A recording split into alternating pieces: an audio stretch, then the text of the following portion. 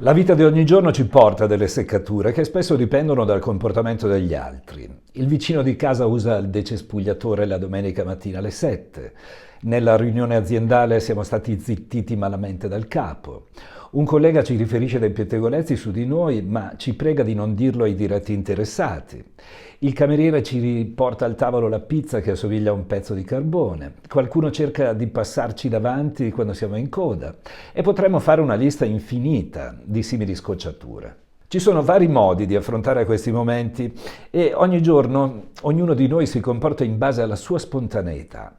C'è chi sta sempre zitto e si limita a covare rancore, chi colleziona questi disagi come i bollini del supermercato e poi, una volta riempita la tessera, riscatta il premio sfogandosi e passando dalla parte del torto. C'è chi aggredisce immediatamente, lanciando strali come un Giove imbestialito. Sono poche le persone che riescono a muovere una critica in maniera inattaccabile, limitando le argomentazioni al fatto in sé ed evitando di attaccare la persona nella sua totalità. E che dire dei momenti in cui siamo noi il bersaglio della critica di altri? Anche in questo caso molti hanno difficoltà ad accettarla, spesso perché è stata mossa in maniera poco sana o perché si insinua troppo nella nostra intimità, nelle scelte personali su cui nessuno dovrebbe permettersi di fare battute, o ancora perché accende in noi un senso di disistima profondo e dà voce a un giudice interno massacrante e già presente che ci porta a pensare di essere sbagliati a prescindere. Anche in questo caso sono poche le persone che riescono a gestire la critica ricevuta, riuscendo a distaccarsene, a essere immuni dal senso di svilimento generalizzato, a indossare uno scudo protettivo sano, a discriminare una critica costruttiva che offre la possibilità di migliorarsi da una critica gratuita, fatta con il solo obiettivo di svalutarci in maniera generalizzata. Che si tratti di una critica ricevuta o di una che muoviamo noi, ancora una volta dovremmo tenere presente quella linea retta di cui si parla nel tema dell'assertività, ai cui poli c'è da un lato la dimensione passiva, dall'altro quella aggressiva, mentre l'equilibrio sta nel centro. Mai passivi, mai aggressivi, ma centrati ed equilibrati per riuscire a mantenere i nostri paletti nella maniera più funzionale possibile, rispettando noi stessi e gli altri, chiunque siano. È un argomento vastissimo, con innumerevoli sfumature, con il quale però ci troviamo a fare i conti in veste di critici o di bersagli in vari momenti della vita. Ma non dovremmo dimenticare che i nostri comportamenti e le nostre retroazioni hanno sempre un effetto sugli altri e sull'immagine che loro si fanno di noi.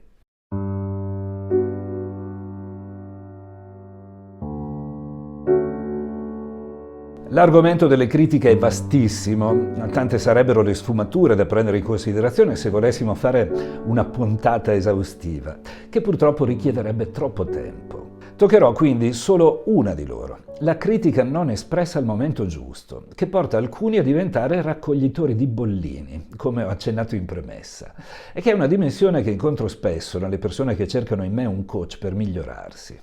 Il collezionista di bollini di solito è una persona che cerca l'armonia nelle relazioni, che vorrebbe liberarsi di ciò che la infastidisce senza dire nulla alla persona interessata, spesso spinta dalla vana speranza che un giorno cambi atteggiamento per una sorta di illuminazione ricevuta dall'alto.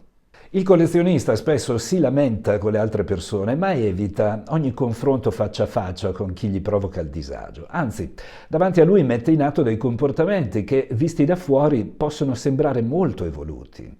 Evita ogni confronto, cambia discorso, è in grado di rimanere nei confini della pace senza ricorrere alle armi. Spesso è garante di una temperatura emotiva riscaldante, anche in momenti familiari o lavorativi freddi e tesi, trovando le parole giuste per aiutare gli altri in situazioni difficili. Sono dei filtri attraverso i quali l'aria pesante si alleggerisce e spesso garantiscono benessere. Quindi, soprattutto in ambito lavorativo, meriterebbero dei premi per il lavoro costante che svolgono in questo senso e dovrebbero essere premiati anche in famiglia per questa loro predisposizione. Tuttavia molti di loro sono sequestrati in fondo da una grave incapacità, quella di esprimere con i modi corretti ciò che le irrita momento per paura di offendere gli altri e di rovinare l'atmosfera, sentendosi poi in colpa. L'errore di fondo in questi casi è la credenza che una critica sia sempre preludio di un litigio, quindi evitano di farne e inghiottiscono bocconi amari. Questo tipo di silenzio, questi non detti, Non sarebbero un problema, ma lo diventano nel momento in cui il collezionista non è d'accordo intimamente e non esprime il suo disagio.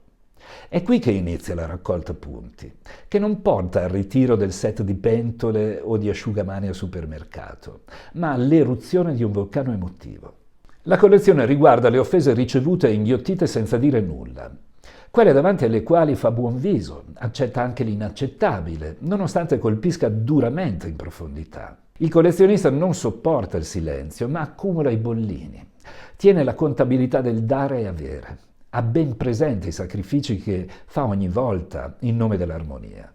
E cosa accade quando la tessera si è riempita? Arriva il giorno del giudizio universale, di solito con l'ultimo bollino raccolto, la fatidica goccia che fa traboccare il vaso. Facciamo un esempio di raccolta bollini tra i 1000 che potremmo fare in abito di coppia. La moglie è molto legata a suo marito, un compagno che considera adorabile, ma che ha certe abitudini che non collimano con le sue aspettative intime, soprattutto riguardo all'ordine e alla collaborazione tra le mura domestiche. Il marito, ad esempio, dopo essersi fatto la barba con il rasoio e la schiuma, ogni mattina si dimentica di sciacquare il lavandino. Quando rientra dal lavoro getta sul divano il cappotto e la borsa. Quando gli indumenti sono da lavare li lascia sul pavimento. A volte si improvvisa, chef stellato, e riduce la cucina a un campo di battaglia che poi lei deve rimettere a posto. Spesso le parla senza darle lo sguardo, intento a giochicchiare con lo smartphone, e attua parecchi comportamenti simili, nonostante le dimostri il suo amore in altri modi. Una serie di bollini raccolti ogni giorno, quasi sempre per gli stessi motivi, senza dire nulla, se non una battuta ogni tanto, che ovviamente non viene percepita, come ci vorrebbe una domestica in questa casa. E la situazione va avanti, sempre con il buon viso della moglie, che si limita a sfogarsi qualche volta con le amiche, ma non riesce a fissare i paletti di rispetto che meriterebbe.